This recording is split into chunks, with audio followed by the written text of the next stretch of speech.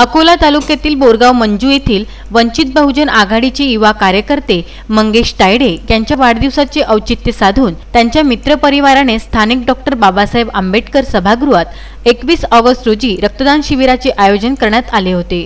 कार्यक्रमाच्या अध्यक्षस्थानी सरपंच चंदा दिलीप खांडेकर तर प्रमुख पाहुणे जिल्हा परिषद सदस्य नीता संदीप गवई, माजी सैनिक दिलीप खांडेकर, ग्रामसेवक संदीप गवई उपस्थित होते।